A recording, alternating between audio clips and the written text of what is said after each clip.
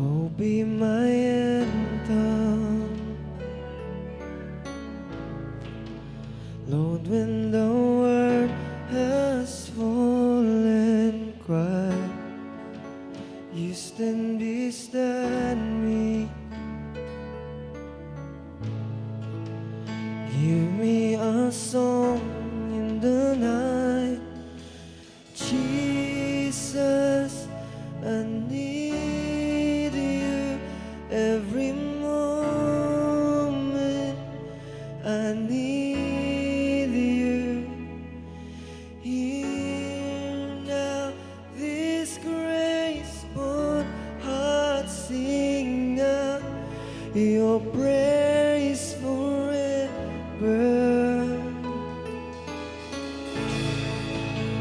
Beautiful ashes, you find the weak and contrite heart. Shoulder is burden, carry it into the light. Jesus, I need you every moment. I need you. Hear now this grace-born heart sing out your praise forever. Oh.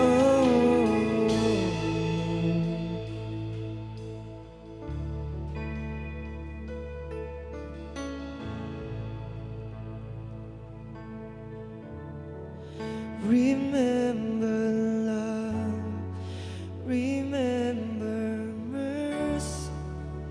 Christ before me, Christ behind me.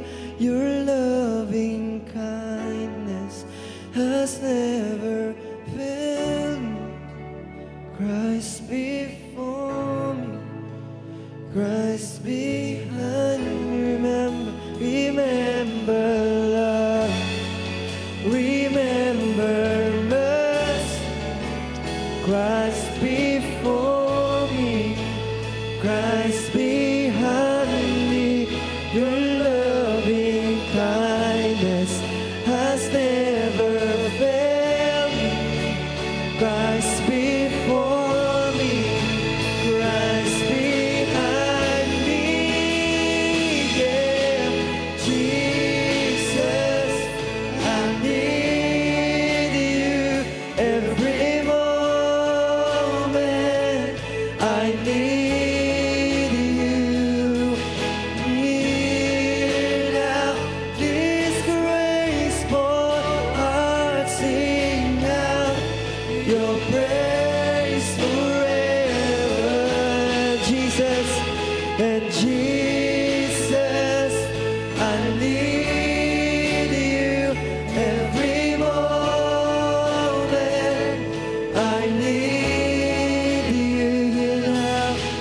Hear now this grace-born heart sing out your praise forever. Remember love, remember mercy. Christ before me, Christ behind me. Your loving kindness has never failed me. Christ before me, Christ behind me. Yes, Lord, hallelujah. We give you honor and praise, Lord, hallelujah. Hallelujah, Jesus, hallelujah. Hallelujah. To God be the glory po. Amen, hallelujah. Amen.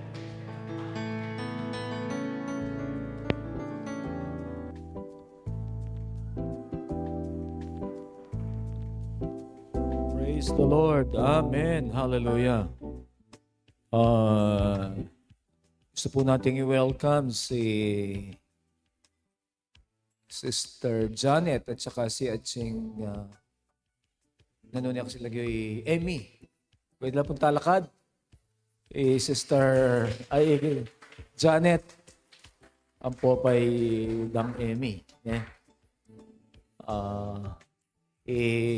Janet, dati yan po kayong Purokdos. Praise the Lord.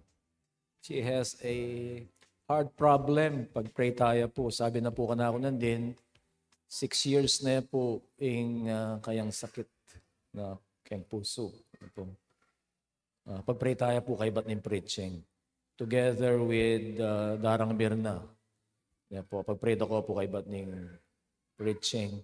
And also, we will pray for the sister of Sister Yvette. So, yan po Sister Yvette. Pag-pray tayo po, yung kanyang kapatid. Pag-pray po natin, mayroong brain tumor ang kanyang kapatid. Pag-pray po natin ng provision ng Panginoon para po doon sa operation. Mamaya po. And let us believe that the Lord is still doing miracles in His time, in this time. Yan po, paborenta mo po na yung kasalpantayanan, ikabit na ng Diyos, karing kaya katamong puso. Magpota pong mag-pray tamo. Let us pray for God's healing. Yan po, para kang Janet, para kang kapatid na pong Sister Yvette, maging kang Darang Mirna. Pag-pray tala po. Nothing is impossible with God. Amen.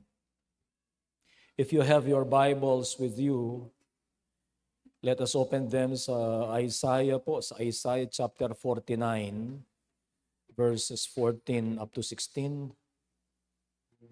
Isaiah chapter 49.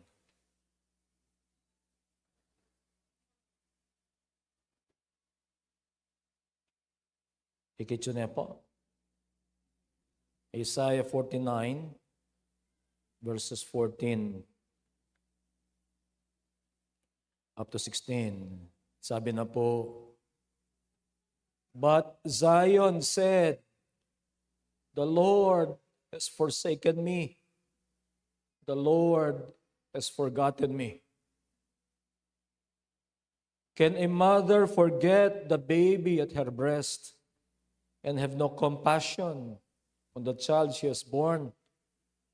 Though she may forget, I will not forget you. See, I have engraved you on the palms of my hands. Your walls are ever before me. Sabi na po, King Kapampangan, 49, 14 to 16. Uning sinabi daring memalen ng Jerusalem, pabore nakatamo ng Ginoo, kailingwana nakatamo. Inyaing Ginoo, may kibad siya. Malyari niya kayang kalingwan ng ima, ing anak na. At yan niya luguran, ing anak, kabait na. Kalingwan niya man ing meto nga ima, ing anak na. Ako, era kayo kalingwan. Jerusalem, kapilan man, era kamalyaring kalingwan. Sinulat ko na yung lagyo mo, karing palad ko. Ginupasalamatan mi po ining meto nga abak kayo ni, na Ginoo, pwede kaming sumamba at magpuri kay kayo. Anyawaran mi po, Ginong Diyos, ingke kang pamagkilos, ingke kang tagkil, karing kaya kaming puso. Ika ing kumatagpo karing bawat pamangailangan. Diyang kanyawaran da, Ginong Diyos, din kaya kang anak. Miyayaliwa po, Ginoo. Ing karelang kanyawaran, pero ating kang tugon karing bawat metong karela. Karing bawat metong kaya kami, Ginong Diyos. Anyawaran mi ing kaya kang pamagkilos. Anyawaran mi ing banal na Espiritu, Ginong Diyos. Katagpuan na ing bawat pamangailangan. Daring anak mo po, Ginong Diyos. Lord, salamat po kaya beda ka. Ginoo, salamat po ikay makipaglaban kaya kami. Salamat po, Ginong Diyos, kaya beda kayo. Patuloy na nito, Ginong Diyos, ating kaming pag-asa. Kumilos ka, Ginong Diyos. Maninaya kami patuloy, kaya kang pamagkilos, karin kaya kaming bihe, ngayon nga habak. Sambanda kayo at pupurian at parangalan. Lord, hindi po kaya kaming panalangin in Jesus' name. Nempong kay, deng tao, mabilis la pong mag-accuse. Kareng aliwang, kaparadang tao. Uning neng karelang sitwasyon. Neng kaya sabihan na, kasalanan mo. Kasalanan na nini. Uling keng gawa na ka na, kumipa kanya ning ka na akong biye. Yan po. They blame others. Pero mas mabayat po ka rin when people are even quicker to accuse God and blame God. At sabihin din yung Diyos, iyong dahilan. At yung Diyos, iyong karelang sasangkanan, kareta pong may nga palyari kayong karelang bi. May nga lingwan niya kaya yung Diyos. Paborehan na kaya ng Diyos. Yung Jerusalem, kaya niya. Yung balian na po ng Israel. Kayang kasakitan, kayang daralanan. Ne po, ing sinabi na, ay ing sinabi na po, ne, ketang binasa tamo nan din. Sinabi na ning memalian na ning Jerusalem, paborehan na katamo ning Ginoo. Kaya lingwa na nakatamo. Eh ngalingwan niya kaya yung Diyos. Makanyan muna naman po, ing sasabihan na po, itang metong nga kanta, ini po, madalas sasabihan kaya naman ini po. Di po metong nga meninap.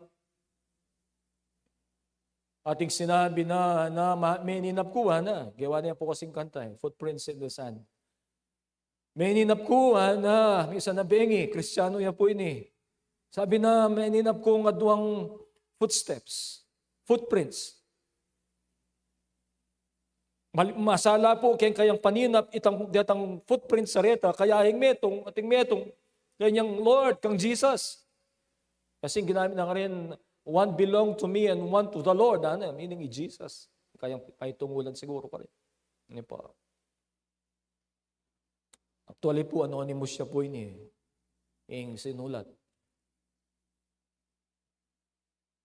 At kayang magtakayo at bakit karetang panahon na iya, magkakasakit niya, karetang panahon na kailangan ng Lord, magtakaya, at bakit nakikita mong metong aset na ng footprints. At sabi na kitang kayang paninap, at kitang sinulat ng kanta, sabi na, this bothered me, magtakaya, at bakit karetang panahon na Lord,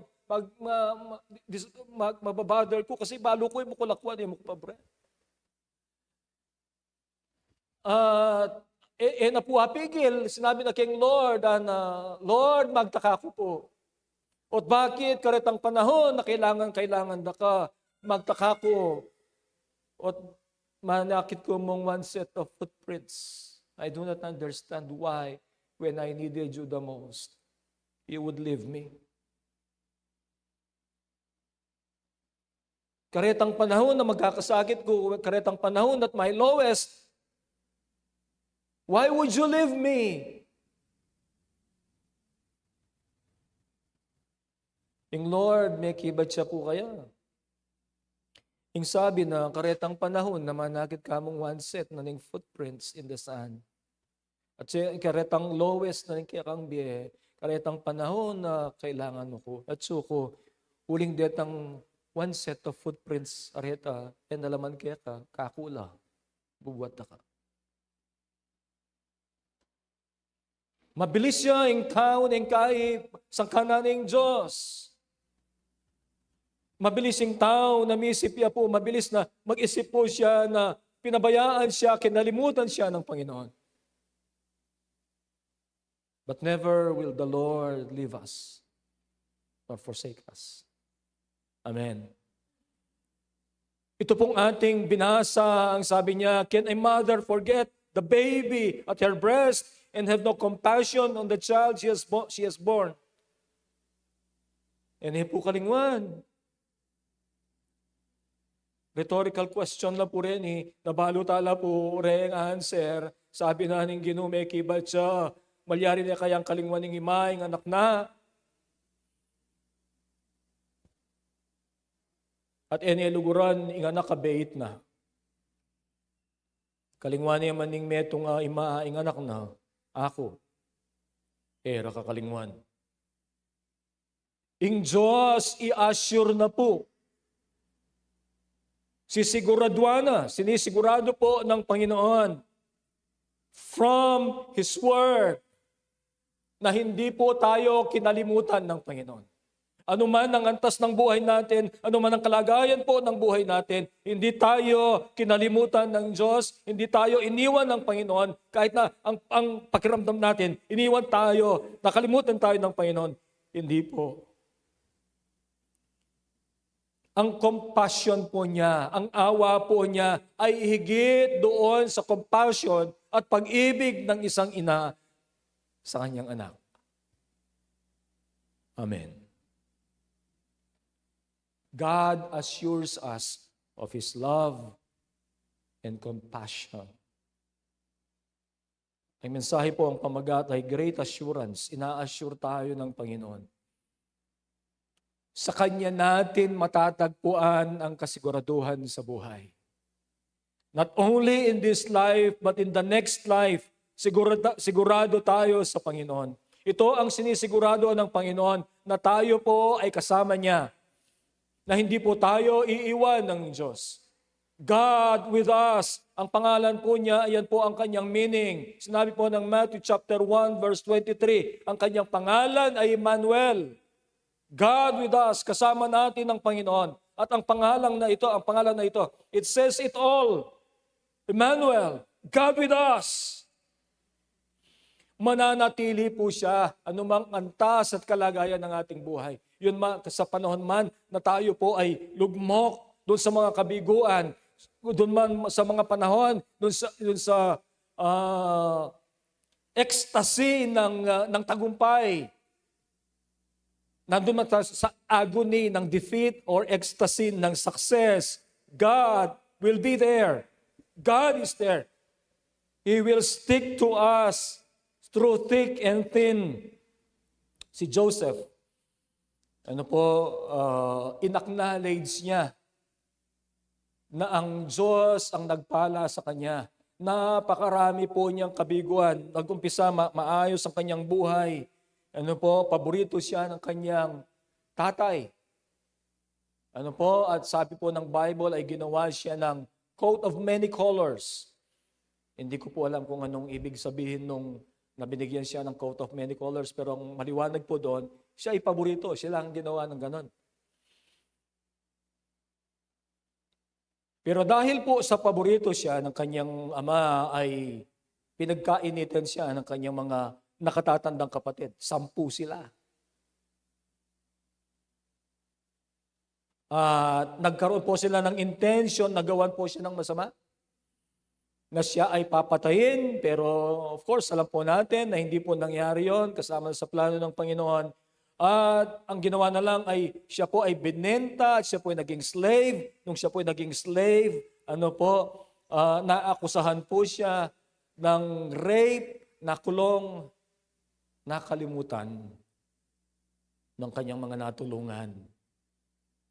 Ang sabi niya, nung merong makulong na galing po ng palasyo, yung isa ay baker, yung isa ay cupbearer. Ang sabi niya sa cupbearer, sa panahon na magbalik ka na doon sa palasyo, kasi cupbearer siya eh.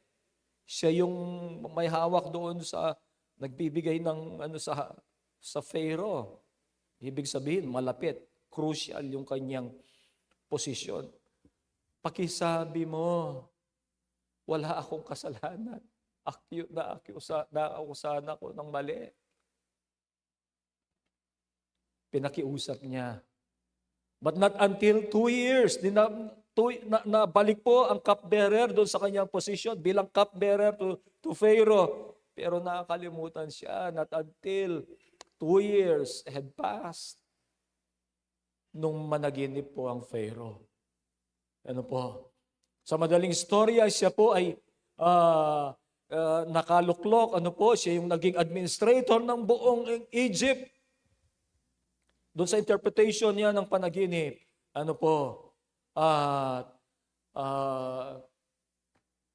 yung kanyang mga kapatid, nakuha niya po, pinapunta doon, eventually, Pero nung mamatay yung ang kanyang ama, si Jacob, no, natakot muli yung kanyang mga kapatid dahil sa kanyang power and authority doon sa Egypt. Ang sabi nila sa Genesis chapter 50, no, nakiusap sila na huwag silang gagawa ng masama sa Genesis chapter 50.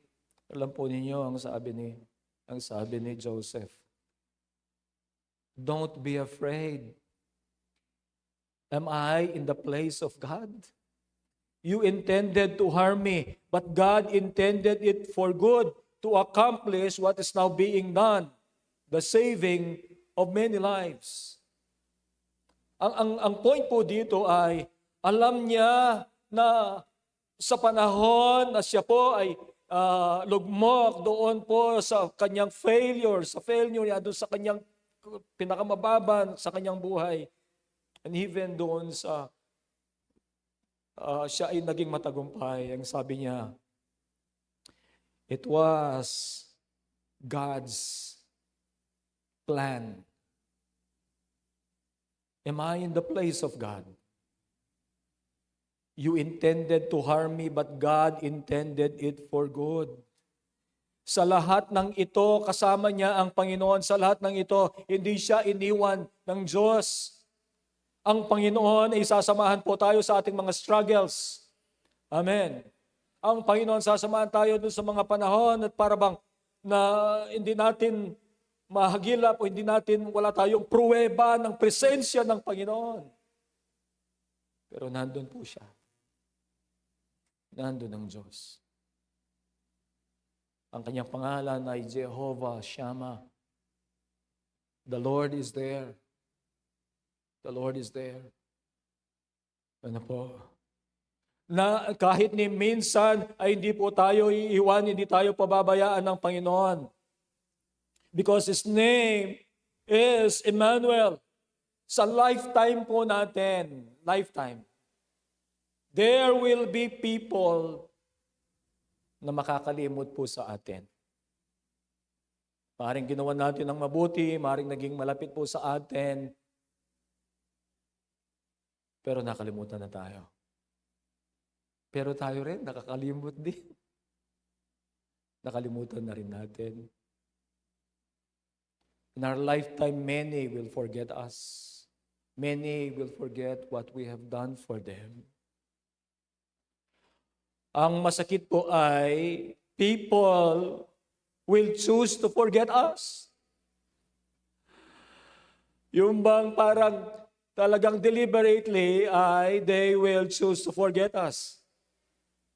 Pero hindi po ang Panginoon. Hindi ang Diyos. Hindi tayo kakalimutan ng Diyos. Ang sabi po ng verse 16 na ang ating mga pangalan ay naka-engrave daw po sa kanyang mga palad.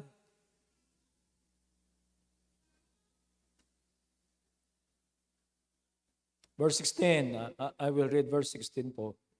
Ang sabi ng verse 16 ay, kapilanman kamalyaring kalingwan, sinulat ke ing lagyo mo karing palad ko. Your name is engraved. Okay, in English, sabi po, I have engraved you on the palms of my hands. Paano makakalimutan? Nakatatak. Kita niya ang ating mga pangalan sa kanyang palad. Ano po? Paano niya makakalimutan ang, sa English po, apple of His eyes? Di ba mayroong kantang, You are the apple of my eyes. At mag-ibig sabihin ng apple of my eyes. Ang sabi po ng Biblia, we are the apple of His eyes.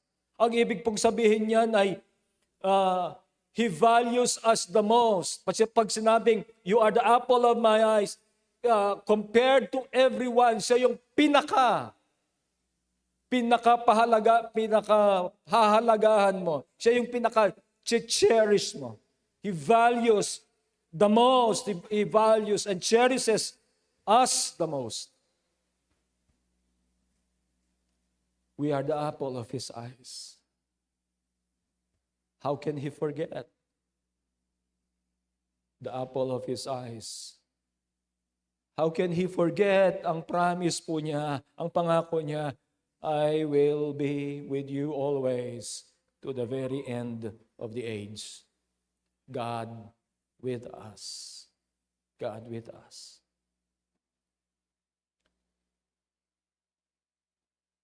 Ang assurance ng Panginoon, God with us, sa atin. Ang assurance ng Panginoon ay Siya ang makikipaglaban sa atin. Kasangga natin ang Panginoon. He is for us. God is for us. Ang sabi po ng Romans 8:31, if God is for us, who can be against us? Yung first part po ng verse, God is for us. Makikipaglaban ng Diyos para sa atin. Kasangga natin ang Diyos. Ang Israel po, napakaraming mga labanan po niya doon sa sakop po nila sa Promised Land. Last meeting po ay nabanggit ko, last preaching natin ay naipangaral ko po yung patungkol sa paglusob nila sa Jericho. Ano po, alam natin ang Jericho ay conquered, covered wall. At iyan po ay malapad na bakod po. Pero nung sila po ay inutos ng Panginoon na sila ay iikot doon, minsan sa isang araw at doon sa pangapitong araw ay 7 beses silang iikot at sisigaw. Ang sabi po, ang walls of Jericho ay nag-collapse. Pero hindi lamang po nag-collapse yun. Ayon po sa mga pag-aaral ay parang ang mga walls na yan po ay parang, hindi lang basta nag-collapse, parang, ganito po.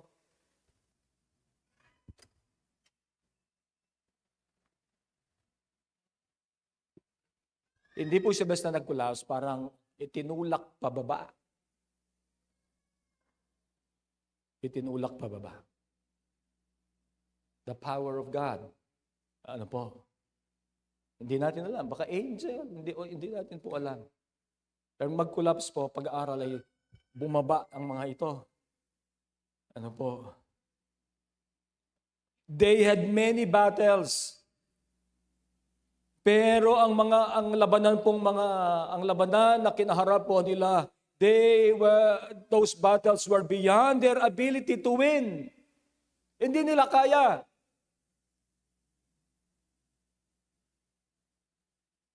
Pero tinulungan sila ng Panginoon. Nakipaglaban ang Panginoon para sa kanila. Kaya po sila nagtagumpay. Minsan po sa paghahari po ni Jehoshaphat sa 2 Chronicles chapter 20 verse 15, pinagkaisahan po siya ng maraming mga bansa at sasakupin po ang Israel. At siya po ay nag-utos, ang haring ito ay nag-utos po ng fasting. Nag-utos na sila ay tumawag sa Panginoon. Ano po? At nagmakaawa sila sa Diyos. Tumugon ng Panginoon. Sa pamagitan ng isang propeta, ang pangalan po niya ay Jahaziel. At ito po ang mensahe ng Panginoon kay Jehoshaphat sa pamagitan ni Jahaziel. Jahaziel, this is what the Lord says to you. Do not be afraid or be discouraged because of this vast army. For the battle is not yours, but God's. Ang labanan ay sa Diyos. Makikipaglaban ng Panginoon para sa atin. Ano man po ang ating mga kinakaharap na mga iniisip natin, labanan ng buhay natin. Kung ano man po ito, the greatest battle of our lives Be it sickness, be it problem, be it financial problem, na inisip natin, it's like a mountain before us. Remember, God is for you. Kasanggami in Diyos. God is for you. Tutulungan ka ng Panginoon, makikipaglaban siya para sa iyo. At ito pong mensaheng ito, sabi niya, do not be afraid or discouraged because of this vast army, for the battle is not yours but God's. Kinabukasan po, nagbigay ng tagumpay ang Diyos. Ubos lahat ng kapaligid sa kanila. Are you facing the greatest battle of your life? God is for you. Siya po ang ating intercessor. Siya po yung ating mediator. Ano po? Ang sabi ng Romans chapter 8 verse 37, that we are more than conquerors through Him who loved us. Sa mga labanan ng buhay po natin, magiging mananagumpay po tayo. Ang Diyos ang magbibigay ng lakas sa atin, ng lakas ng loob, ng encouragement, and we are more than conquerors through Him. Parati pong through Him yan. I can do all things through Him who gives me strength. We are more than conquerors through Him. Through Christ. Through Christ. Huwag nating tinatapos dun sa I can do all things. No. We cannot do all things. Hindi po tayo matatapos doon sa we are more than conquerors. No. It is through Him. Through Him. Kaya parati po nating ibigay sa Kanya ang karangalan at ang kalwalhatian. Amen. And in our battle against sin, and against the world, and against Satan, God is for us. Magtatagumpay po tayo. Matatapos natin ang ating takbuhan. Hanggang doon po sa dulo, tayo bibigyan ng tagumpay ng Panginoon. He will give us victory. He is for us. Kasangga po natin ang Diyos. Amen. Ang sabi po ng Colossians 1:27, Christ in you, the hope of glory, God in us. God in us. He is in us. The moment na tinanggap po natin si Jesus as Lord and Savior, the Holy Spirit lives in us. And He is in us. And po, the Holy Spirit dwells in our hearts. Ito po, binibigyan pa natin ng halimbawa or emphasis. Biruin mo po, the God of the universe, the great Creator ng lahat po ng yan. Kung minsan kinukonsider natin, minsan, nung pong, siguro pangalawang punta ko sa Baguio, dumaan po sa Quezon, maraming bundok po doon, di ba? Daming bundok doon. Nakakamangha yung mga bundok, namamangha ako doon sa mga bundok, Minsan naman, ako ay unang first time. Unang pagpunta ko sa dagat. Namamangha din ako doon sa vastness po ng dagat. Kasi, halimbawa, dagat po dyan, lahat ng makikita mo, puro tubig. Namamangha din po ako. Tapos maiisip mo, ang earth, ang mundo, it's just a speck. Parang puwing lang, alikabok na, yung maliit na, parang puwing lang, kumpara sa kinreate ng Panginoon. Kasi po, di ba, ang araw ay star. Tama ha? Yellow star. Maliit na star lang yan. Ang daming paggabi, ang dami ng stars na nakikita po natin. Ang dami. Tapos meron pa yung mga hindi alam na mga nakakamangha ang Diyos. Kung namamangha tayo dito, ano po? Makikita rin natin, namamangha tayo doon sa kailaliman ng dagat, meron namang create ang Panginoon na hindi na naaabutan ng araw. Meron pa rin creatures doon, tayo namamangha.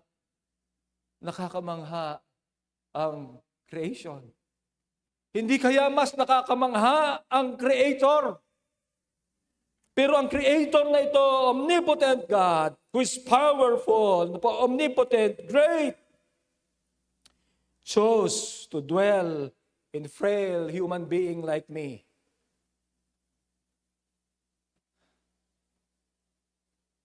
Like you. He chose to dwell in us, in our hearts, in our lives. Hindi ba nakakamangha po yun? How can He ever forget you?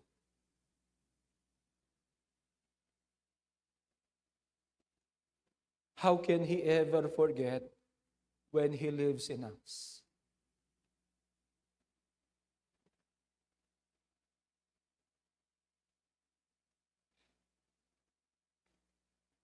At makikita po natin na ang katotohanan na ito ay dapat magbigay ng great assurance sa ating mga puso na hindi ka kinakalimutan ng Panginoon, na hindi ka pababayaan ng Panginoon. Ano man po ang struggle natin, ano man ang mga naiisip natin na mga problema, o yung mga bagay na tayo po ay nag-aalala. Pagtiwala natin sa Panginoon. Amen. Kung minsan tayo rin po ay may ninanais para sa ating mga buhay, ang tanong ganito, what if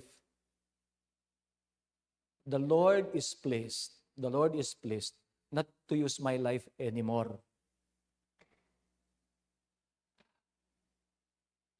What if? Kung ang Diyos sinasabi natin, Lord, your will be done. Lord, do as you please in my life. What if? The Lord is pleased not to use us anymore.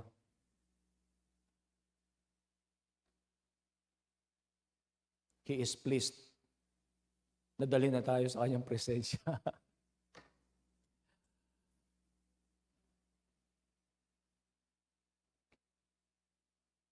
In His omnipotence, dapat po, even in those times, na kung ano ang matutuwa ang Panginoon.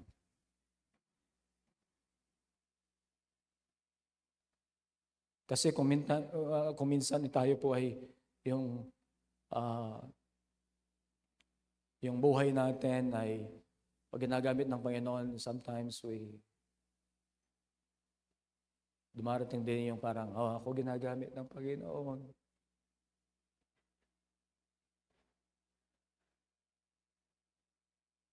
The important thing is in everything and in every way, God should be pleased. At kung ginawa niya, kung ano ang pleasing sa Kanya. And we will be content with that. Because He is pleased. But the assurance, the great truth, na ang Diyos ay nasa ating mga buhay, na ang Diyos o ang Panginoong Jesus, ang sabi ng Colossians 1:27, Christ in you, the hope of glory. How can not this truth give great assurance in our hearts? Christ in you. Hallelujah. Christ in me. Ang Panginoong Jesus nagbibigay ng kapangyarihan upang tayo po ay mamuhay ayon sa Kanyang nire-require. Ayon sa nire-require ng Panginoon. We can live righteous. We can live powerful lives. How can we live powerful lives? Yung tayo po ay mamuhay ayon doon sa panuntunan at pinlano ng Panginoon para sa atin, that life is a powerful life. Living according to the will of God. God in us, Christ in us, we can turn away from sin. We can do the will of God. We can do the will of God. We can turn from sin. Nagbibigay po ng pag-asa. Christ in us, it gives hope. Christ in us, it gives encouragement. Christ in us, nagbibigay sinisigurado ang ating kaligtasan. There is salvation. Ito po ay assurance ng Diyos. Pinangako ng Diyos. Yan po. God with us. God for us. God in us. It gives hope. It strengthens us to face life with confidence. The Lord will not forget. Amen. The Lord will be there. Amen. Magkatatama po, sumamba aking Lord, and then for the benediction. Lord, we honor you. Thank you, Lord. Woo!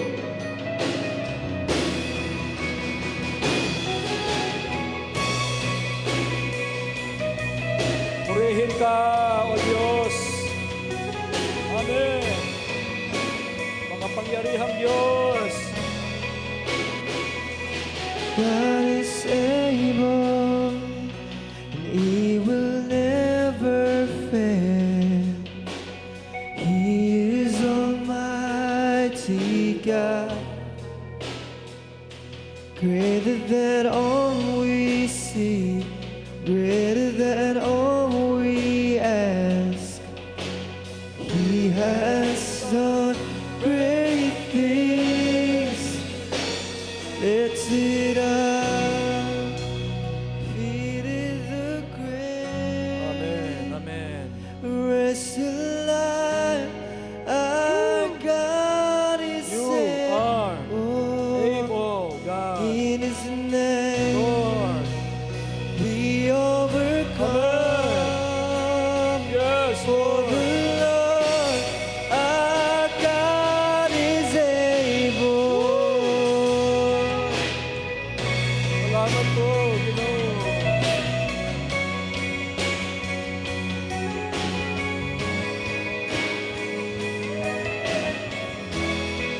God is with us. God is with us. God is on our side. He will make a way. Far above all we know, far above all we hope. He has done great things. Lift it up, lift it up, and defeated the grave. Rest alive, our God is able. In His name, we overcome. For the Lord, our God is able. Yeah. Salamat po, Ginoo.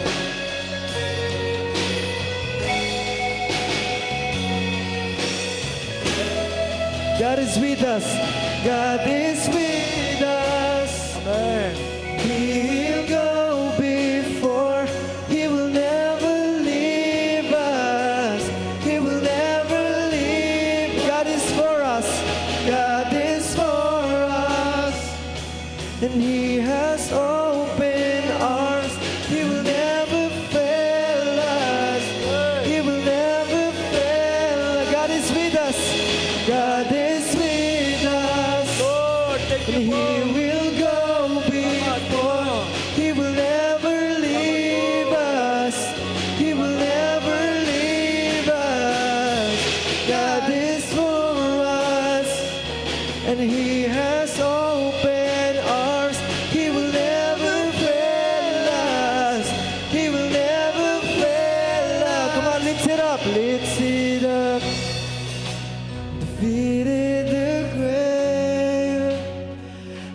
rest alive. Our God is there. Oh, in His name we overcome. For the Lord our God is able. Let's it up and defeated the grave.